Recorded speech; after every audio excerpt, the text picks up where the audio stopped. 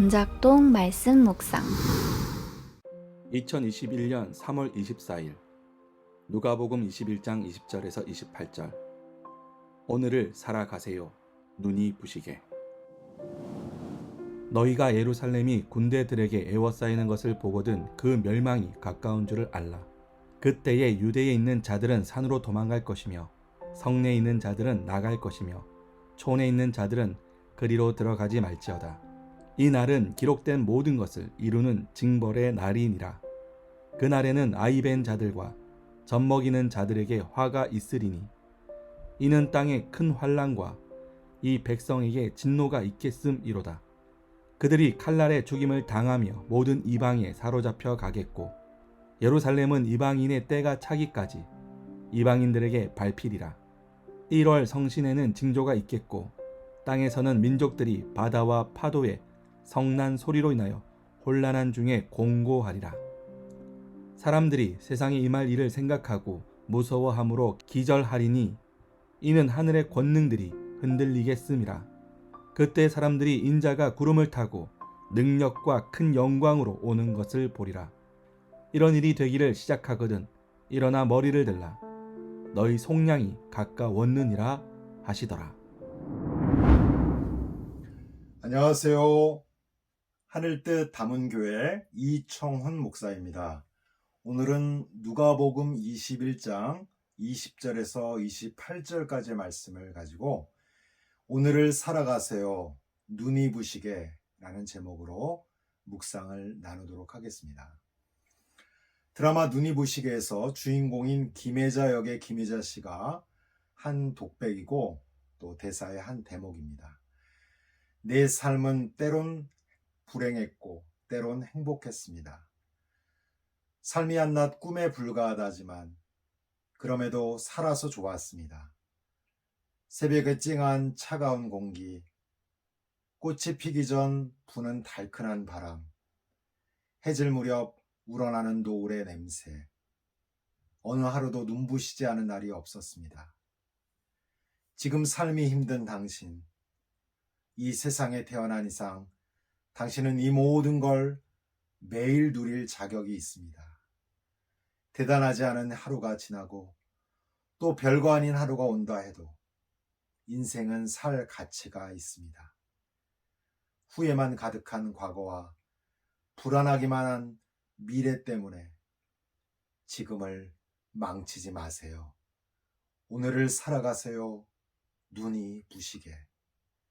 당신은 그럴 자격이 있습니다. 누군가의 엄마였고 누이였고 딸이었고 그리고 나였을 그대들에게. 영화 죽은 시인의 사회에서는 또 이렇게 말합니다. 까르페 디엠, 현재를 즐겨라.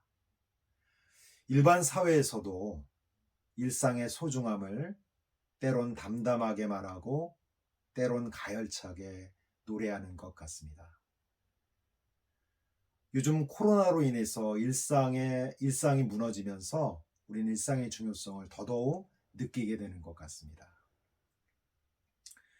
오늘 성경 말씀은 멸망의 날과 속량의 날에 대한 말씀이지만 역설적으로 우리들에게 일상의 소중함에 대하여 말씀하고 있습니다. 오늘 읽은 누가복음 21장 20절에서 28절은 예수님께서 예루살렘의 멸망과 성전의 파괴될 상황을 예언하시는 말씀입니다. 20절에서 예루살렘이 군대들에게 에워싸이는 일은 주 70년에 로마 군대에게 예루살렘이 파괴되면서 실제로 이루어집니다. 그래서 22절에는 이날들은 기록된 모든 것을 이루는 징벌의 날이라고 말씀하십니다. 그날에는 이 땅에 큰 환난과 이 백성에게 진노가 있을 것이고 이스라엘 사람들이 칼날에 죽임을 당하며 모든 이방에 사로잡혀 가겠고 이방인들에게 밟힐 것이라고 기록합니다. 성전이라는 건축물과 눈에 보이는 것에 기대어 살던 사람들은 혼란한 중에 곤고할 것이고 무소함으로 기절할 것입니다. 하지만 핍박을 견디며 일상에서 믿음을 살아가는 참된 믿음을 지키는 자들에게는 구원과 승리를 선언하십니다. 1월 28절은 머리를 들라 너희 속량이 가까웠다고 말씀하십니다. 예수님이 말씀하셨듯이 마지막 때에 심판의 날이 올 것입니다. 하지만 이 날이 우리들에게는 기쁨의 날이 되는 것은 우리 성도들에게는 속량의 날, 즉 구원의 날이 될 것이기 때문입니다. 이러한 심판은 참된 믿음을 거짓된 것으로부터 분명하게 구별하게 될 것이며 우리들의 구원이 얼마나 놀라운 것인지를 역설적으로 보여주는 날이 될 것입니다. 그런데 그 날이 누구의 것일까요? 누구에게 그런 날이 될 것일까요? 기쁨이 될까요? 말씀 속에서 군대들에게 에워싸이고 멸망이 가까우는 예루살렘, 또 산으로 도망가게 되는 유대에 있는 자들은 예수님 당시에 예수님을 핍박하고 죽이려고 했던 종교 지도자들을 상징한다고 볼 수 있습니다. 이들은 하나님 나라 백성의 삶으로서의 율법과 하나님 임재의 상징인 성전 자체를 절대시했습니다. 그래서 역설적으로 자신들의 종교적인 아성을 쌓고 자기중심적인 삶을 사는 도구로 이것들을 이용했고요. 그러다 보니 하나님을 주로 섬기는 참된 신앙과는 반대되는 삶을 살았던 자들입니다. 그러나 반대로 28절에서 하나님이 머리를 들라라고 말씀하고 계시고 너희 속량에 가까웠다라고 말씀하시는 대상은 이런 눈에 보이는 성전과 율법이 아닌 일상 속에서 믿음을 살아갔던 참된 신앙인들을 지칭하고 있는 것이고요. 그래서 이들에게는 예루살렘의 멸망이 오히려 기쁘고 감사한 날이 될 것이라고 말씀하고 있는 것입니다. 종교적인 특정한 날이나 특정한 재정, 특정한 행위를 우리는 믿음이라고 말할 수 없습니다. 왜냐하면 이러한 특정한 것들은 자기중심성에 의해서 얼마든지 허물어질 수 있기 때문입니다. 예루살렘이라는 도시나 예루살렘 성전이라는 건물은 얼마든지 멸망하고 무너질 수 있는 것처럼 말입니다. 실제로 주 70년 그 영원한 하나님의 임재를 상징하기에 무너지지 않을 것이라고 여겨졌던 예루살렘 성전이 무너졌던 것처럼 말입니다. 그러나 일상 속에서 하나님을 주인으로 모시고 그의 말씀에 따라 통치를 받는 삶은 중단되지 않으며 그것은 참된 것이라고 말할 수 있습니다.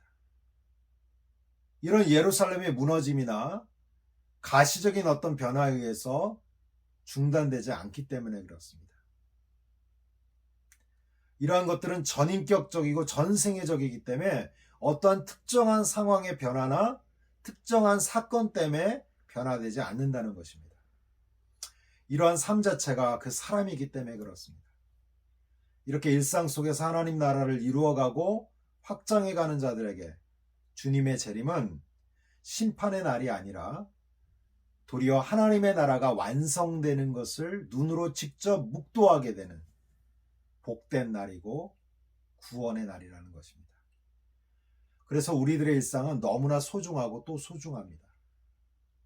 오늘 한 날도 하나님의 통치를 온전히 이루어드리는, 그래서 하나님이 이루어가는 은혜요, 하나님이 확장해 가시는 은혜를 누리시는 날이 되시기를 주의 이름으로 축원을 드립니다.